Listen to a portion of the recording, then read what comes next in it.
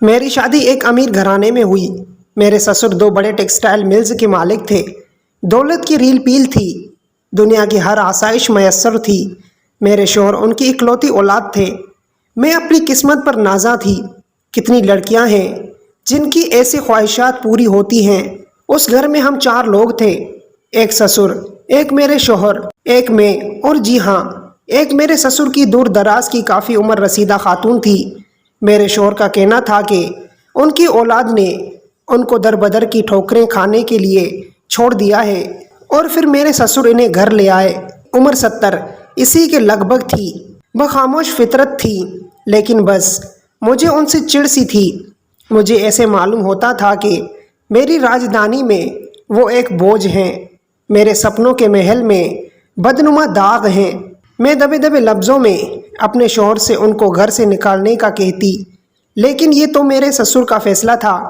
میرے شوہر کا کہنا تھا کہ ان کے گھر میں دولت کی ریل پیل اور برکات اماں کو پناہ دینے کے بعد شروع ہوئی، اور ابو کبھی بھی یہ بات نہیں مانیں گے۔ پھر اچانک میرے سسر کا ہارٹ اٹیک سے انتقال ہو گیا۔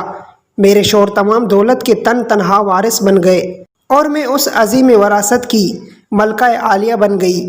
میرے ناز دیکھنے والے تھے، زمین پر تو میرے پاؤں ہی نہیں پڑتے تھے۔ کچھ دن بعد جب خمار کم ہوا تو میری سوئی اماں پر اڑ گئی۔ روز شوہر کے کان بھرتی، جو رفتہ رفتہ جھگڑوں میں تبدیل ہو گئے، اور ایک دن شوہر نے بھی میرے آگے ہتھیار ڈال دیے۔ میں نے اگلے دن صبح اماں کو صاف صاف جواب دے دیا۔ وہ خاموش تھی، لیکن آنکھوں میں آنسو تھے۔ پھر وہ کچھ بتائے بغیر گھر چھوڑ کر چلی گئی۔ میرا اور ان کا کوئی مقابلہ نہ تھا، لیکن میں یہ یک طرفہ مقابلہ جیت چکی تھی اور فتح کے نشے سے سرشار تھی۔ ہفتہ ہی گزرا تو میرے شوہر انتہائی پریشان گھر آئے۔ معلوم یہ ہوا کہ میرے سسر پر کافی بینک قرضہ تھا، اس کے علاوہ لوگوں کا ادھار بھی تھا۔ چائنا کا ٹیکسٹائل انڈسٹری کے مقابلے میں آنے سے کاروبار بھی کافی متاثر تھا۔ جلد ہی ایک فیکٹری بیچنی پڑ گئی، لیکن میرا دل اب بھی مطمئن تھا کہ کاروبار میں اتاؤ چڑھاؤ تو آتے رہتے ہیں۔ مہینہ ہی گزرا تھا کہ دوسری فیکٹری بھی بیچنی پڑ گئی۔ بینک نے ابھی قرضے کے بدلے مکان فروخت کروا دیا، اور ہم ایک چھوٹے کرائے کے مکان میں منتقل ہو گئے۔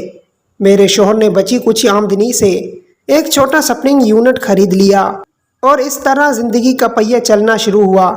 میری سب شاہانہ عمارت زمین بوس ہو گئی۔ مجھے احساس جرم نے گھیر لیا۔ میں نے ایک بے بس، لاچار اور ضعیف عورت کو بے گھر کیا۔ میرا اپنا سپنوں کا محل بکھر کر رہ گیا، اور یہ زوال اماں کے جانے کے بعد ہی شروع ہوا۔ مجھے اپنے سسر کی بات درست معلوم ہونے لگی۔ جس طرح عروج اماں کے آنے سے شروع ہوا تھا، اسی طرح اماں کے جانے سے رخصت ہو گیا تھا۔ ہم کو سمجھنا چاہیے، گھروں میں بزرگوں سے ہی برکت ہوتی ہے، بزرگوں کی دعائیں ہی ہوتی ہیں جن کی وجہ سے گھر میں خیر و برکت ہوتی ہے۔